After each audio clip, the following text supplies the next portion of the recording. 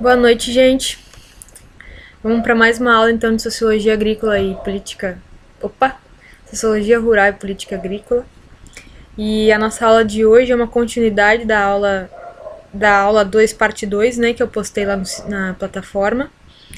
E vai tratar do modelo colonial de ocupação, a plantation e suas relações de trabalho. Quem já leu a apostila desde o início, né, deve ter visto a definição de que é plantation, né? A gente vai ver isso no decorrer da aula de hoje. Mas, se vocês quiserem ver uma definição melhor, vocês vão lá na apostila e deem uma olhadinha, certo? Aqui está o nosso sumário da aula de hoje. E a gente começa então pelas atividades econômicas da colônia. Como a gente viu na aula passada, a estrutura fundiária brasileira, né, ela nasce então a partir das capitanias hereditárias, né, o sistema trazido de Portugal para que se estabelecerem as primeiras fazendas, as primeiras plantações, né, de itens voltados para o mercado internacional. Então, a cana-de-açúcar foi a primeira e o principal plantio durante toda a colonização, né? E ela vai começar a partir de 1536, então, né, passado esse primeiro momento que se chama período pré-colonial, quando então não existia uma colonização de fato, mas só existia a extração do pau-brasil, né? Existiam pessoas que moravam por aqui, mas era tudo meio ainda, né, meio temporário, não tinha uma estrutura, não tinham cidades, vilarejos, né? Tudo ainda estava começando. E a atividade econômica era a extração do pau-brasil, fazendo escambo com os povos indígenas da costa, como vocês já devem conhecer das aulas de história, né, do colégio. Bom, a partir então de 1536 que vai começar essa produção açucareira no Nordeste, né? A gente sabe que a ocupação do Brasil começa pelo Nordeste. Inclusive, se diz que foi em Touros, né, no Rio Grande do Norte, que primeiro chegaram os portugueses. Tem um marco de Touros lá que é muito antigo. Bom, então, nesse período, né, que vai de 1536 a meados do século XVII, é quando se estabelecem as capitanias hereditárias e as sesmarias, né, que a gente viu na aula passada, e quando se começa a produção açucareira e se começa devagarinho a ir para o interior para começar a criação de gado, né? Aí no Rio Grande do Norte a gente tem ali a região de Currais Novos, né, que já tem esse nome, né, que já explica um pouco como é que era a criação de gado nessa região, que era uma criação de curral, não era uma criação extensiva de deixar o gado largado, né, pastando. Então era uma criação de curral. Tem a região de Caicó também, que é conhecida pela criação de gado, né, gente, a produção leiteira. Então, é nesse período que já vai começar essa ocupação do sertão. No litoral, na zona da mata, produção açucareira. No sertão, a criação de gado. E no meio do caminho, né, vamos pegar a região de Veracruz, é localizada na região agreste, né, do estado. No meio do caminho também existiam plantações, né, a cana-de-açúcar entrava um pouco, né, ainda não só na zona da mata, mas entrava um pouquinho até onde era possível plantar, a criação de gado também, né, devagarinho foi sendo ocupado todo esse território, certo?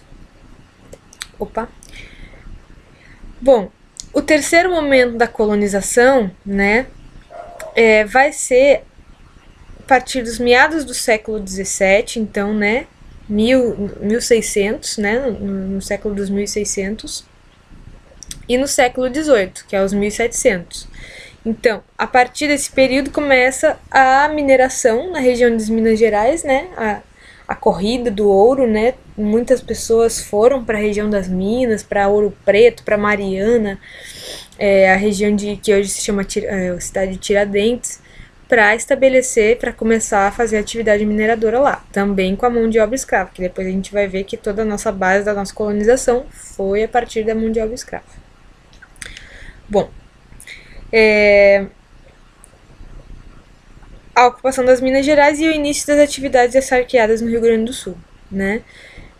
Que eu acho que eu já expliquei para vocês na aula passada, se eu não me engano, mas, né, essa atividade aqui, ela teve vinculada à atividade mineradora. Então, se até então todas as atividades econômicas eram para levar para o mercado internacional, as charqueadas foi o início, vamos dizer assim, da produção agrícola, né, da produção, nesse caso da pecuária, né, para o mercado interno, certo? Para levar para a região das Minas, levar para o Nordeste, né? Que geralmente o charque era uma alimentação para os trabalhadores escravizados, né, gente? Não eram os senhores, não comiam, não comiam charque direto, né? Era uma comida mais barata. Bom, no quarto momento, né, do século XVIII, começo do século XIX, que vai se começar então o plantio de algodão para exportação. Aqui a gente tem que sempre falar, né, que o principal era a atividade açucareira, né, desde o início da colonização, mas junto com a atividade açucareira também foram surgindo outros cultivos, né, por exemplo, o agave para a produção do sisal, né, daquelas cordas, aqueles fios aquelas cordas, né, barbantes de sisal. A produção do fumo também, principalmente na Bahia, né? Então, junto com a atividade da produção açucareira, existia também outros tipos de cultivo, certo? Que estavam todos, né? Tanto o algodão como o açúcar, né? A cana de açúcar, como o fumo, o sisal e o café, que vai começar no século XIX, todos vão estar se pautando, se baseando no sistema da plantation, né? Esse termo, né, gente, ele é um termo criado por um pesquisador norte-americano, que desculpa, vocês não trouxe o nome dele pra gente ir a fundo. Mas era um sistema que não existia só aqui no Brasil, né? Existia em outras regiões das Américas, como um todo. E tinha como características principais a mão de obra principalmente escrava, né? Mas depois também se adapta quando começa a ter o trabalho assalariado. Ele é baseado em grandes propriedades, em latifúndios, então aquele sistema que a gente explica, né, das sesmarias vem muito a calhar com esse sistema da plantation, né? Baseado em monoculturas, então o cultivo de apenas um item agrícola, né? E a produção voltada para a exportação. Então era esse o sistema, o modelo que foi implementado aqui no Brasil para os diversos tipos de cultivo. Para a cana-de-açúcar, para o algodão, para o café, para o cacau. Sim, o cacau eu não tinha falado antes, né? O cacau também foi um outro tipo de cultivo, né? Que era voltado para a exportação, ali no sul da Bahia, né? Então, todos esses itens, eles entraram dentro dessa lógica. Grandes propriedades de terras, com o uso da mão de obra escrava, um único tipo de plantio para exportação, certo? Aqui a gente tem uma imagenzinha de um engenho de cana-de-açúcar, nesse caso movido a tração animal, são bois, né, puxando aqui a roda, né, do engenho e aqui os animais puxando. Bom, que relações de trabalho que esse sistema criou, né? Essa forma de colonização baseada na plantation consolidou o Brasil como um país de economia agrária, escravocrata e patriarcal, né? Então, vamos dizer, as relações sociais mais gerais, né? Então, a economia do país se consolidou, né? Se firmou desde essa época como uma economia agrária, né? Então, a gente vai ter, depois eu vou explicar para vocês um pouco a questão de como que o Brasil não desenvolveu as suas indústrias em decorrência dessa ênfase na produção agrícola, né? Vai ter um perfil escravocrata, então a gente vai ser um dos últimos países a acabar com a escravidão no país, né? Enquanto em outras regiões mesmo de colonização, como os Estados Unidos, a Austrália, o Canadá, não se optou pela escravidão, aqui no Brasil se optou, né? E um modelo patriarcal, porque baseado no poder, né, dos donos de terra, que eram os pais de família, que eram homens, que eram brancos, né? Então, vamos dizer, desde lá de dentro da casa, né, das famílias portuguesas, até a política nacional, vamos dizer assim, a política geral do Brasil, eram os donos de terra que mandavam, né, que controlavam, que tinham o domínio, certo? Tinha uma preponderância. Bom, até o início do século XX, o espaço físico e o poder social estavam concentrados nas mãos dos detentores de grandes propriedades, onde se cultivavam itens destinados para exportação, como café, cana-de-açúcar, algodão, borracha, cacau e fumo. A borracha também vai ser um outro cultivo, mas só lá depois, no finalzinho do século XIX, né? Esses cultivos, né, essas atividades, eram responsáveis por 85% das exportações desde o início do século XIX. Né? Então ele já está vindo. Aqui eu trouxe, lá no final tem a referência desse autor, que é o Afrânio Garcia Júnior, ele que vai falar sobre isso, né, um sociólogo que estuda essas relações de poder, vamos dizer assim, no meio rural, né, e ele que vai trazer essa ideia de que no século XX ainda era possível ver como essas lavouras para exportação eram importantes na economia brasileira, né? Então, elas eram responsáveis desde o início do século XIX por 85% das exportações, né? Então, aí que está o caráter agrário do Brasil, né? Tu vê que na Inglaterra, por exemplo, nessa época eles já eram intensamente industrializados e a gente ainda estava apenas iniciando a nossa industrialização, né? O porquê disso, existem diversas causas históricas, né, gente? Mas também existem opções políticas que foram feitas, né? Uma opção por manter, então, a produção eminentemente agrícola, a economia agrícola, né? Bom, após a abolição da escravatura, foram estabelecidas relações subordinadas de trabalho, com o sistema de moradia nos engenhos de cana e nas plantações de algodão e cacau, né, que talvez vocês já tenham conhecido, o sistema de moradia, como funcionava, né, depois eu vou explicar melhor um pouco. O sistema de colonato nas fazendas de café, que vai ser então principalmente com os imigrantes italianos, né, os colonos italianos, e o sistema de agregados e vaqueiros no interior do país. Então, mesmo depois do fim da escravidão, vão se criar nas grandes fazendas, nas grandes lavouras, esses sistemas de trabalho que vão continuar subordinando, mesmo que menos do que o sistema escravista, vão continuar se subordinando o trabalhador, né?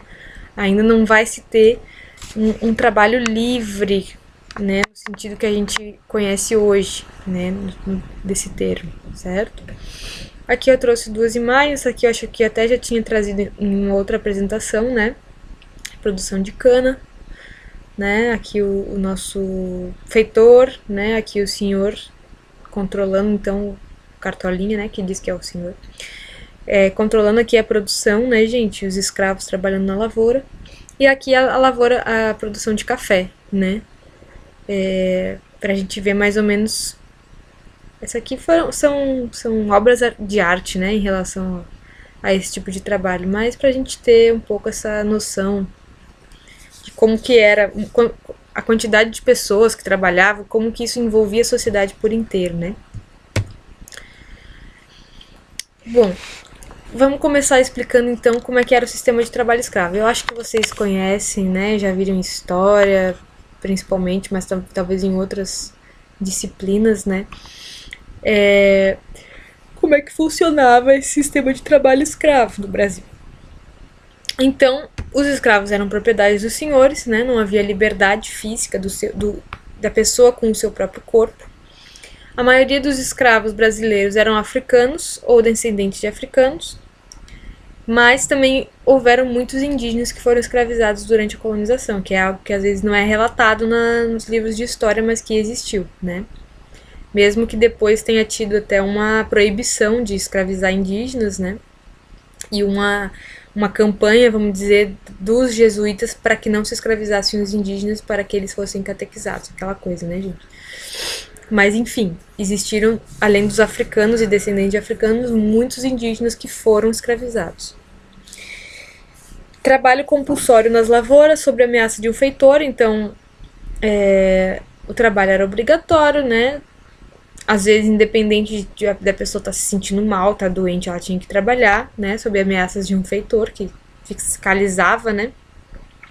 O trabalho dos escravos e punia em caso de desobediência, né? Como vocês sabem, os escravos viviam em senzalas, né? Que eram peças ou casas separadas dos senhores, onde recebiam uma alimentação e onde dormiam geralmente em péssimas condições. Ou também eram casas que os senhores permitiam aos casais e famílias morarem. Aí aqui eu trouxe umas imagens pra gente ver, né? Aqui o trabalho, moendo a cana, né? Que às vezes a própria moenda era feita com força humana, né, gente? Aqui eu trouxe o que seria talvez uma senzala familiar, né? Morava uma família aqui de pessoas, né? É uma representação. Aqui o que seria uma foto de uma senzala que existiu, né? Que permanece até hoje, a construção. Então, como é que funcionava, né? Vocês veem pequenas janelas, deviam ser peças separadas, ou homens e mulheres, né? Aí aqui o tronco, onde eram feitos os castigos, né? Então, esse sistema. E aqui um desenho, né, dos castigos e da forma como os escravos muitas vezes eram tratados. Bom, continuando, os sistemas de trabalho, então, pós-escravidão. Né, nos primeiros momentos pós-escravidão, o que sistemas de trabalho agrícola que se criou? Que aqui a gente está dando um foco pro meio rural, né? A gente poderia também falar do meio urbano, que a gente sabe que não existiam escravos só na zona rural, mas também na zona urbana do Brasil.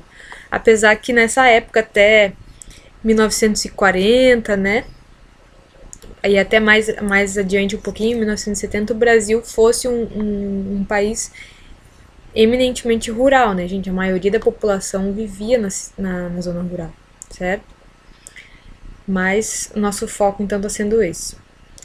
Bom, o sistema de trabalho como sistema de morada, colonato e dos vaqueiros no interior colocavam senhores e trabalhadores como iguais no contrato. Então, a princípio se criou um sistema de trabalho livre no Brasil. No entanto, haviam trocas de favores e diversas formas de relação que deixavam os trabalhadores devendo aos senhores, não tendo muita liberdade de contrato.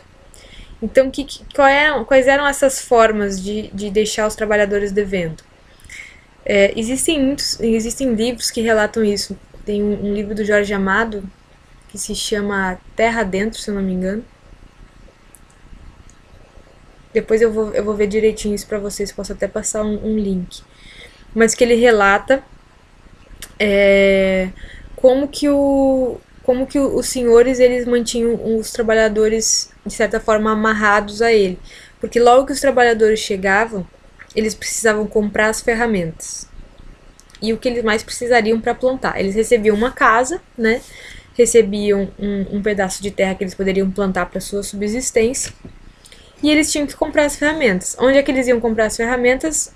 Na venda, no comércio do próprio senhor que ficava dentro da propriedade. Então ali tem novelas também que já relataram isso, né, gente? Vocês talvez já tenham assistido. Ali os trabalhadores compravam as ferramentas, né, e os itens necessários para a sua vida, para o seu trabalho, e já começavam a ficar devendo. Então, como eles muitas vezes não tinham dinheiro, compravam as coisas e ficavam em débito ali na venda, ficava anotadinho, né? Depois eles iam recebendo e, né, iam sendo pagos e poderiam indo pagando, só que sempre eles iam estar precisando comprar coisas ali, né, nessa venda. Então, à medida que eles recebiam, eles também continuavam com essa dívida, e essa dívida nunca acabava. E os senhores sempre tentavam manter os salários deles baixos o suficiente para manter eles amarrados, né, com essa dívida na venda, né, com os próprios senhores. Outra questão que mantinha eles presos era a própria concessão da casa, né? Então, imaginem vocês, né, um pai de família, um trabalhador rural, chegando com a sua família sem ter onde morar, sem ter onde trabalhar, tendo que pedir abrigo para um senhor de terra. Então, ele já começava vivendo, né, com essa dívida moral, vamos dizer assim, né? De se sentir sempre devendo um favor para esse senhor, né, para esse dono de terra. Então, não existia, né, muita... E o senhor muitas vezes se sentia na liberdade de cobrar isso dos trabalhadores, né? Então eles não tinham essa liberdade, né, gente, como a gente imaginaria. Certo? Bom, um fato que é importante de relatar, né, que junto com os plantios para exportação, geralmente se cultivavam lavouras para abastecimento familiar, alimentar tanto do proprietário e sua família, como das famílias dos trabalhadores. Então, paralelo à lavoura, né, era necessário existir também a plantação para a subsistência dessas famílias, né? E ali se cultivavam o milho, a mandioca, o feijão, né? Além da criação de pequenos animais. Essas técnicas geralmente traziam um pouco de uma agricultura indígena, traziam um pouco de uma agricultura portuguesa, uma agricultura africana, né? Os próprios trabalhadores traziam as suas técnicas, né?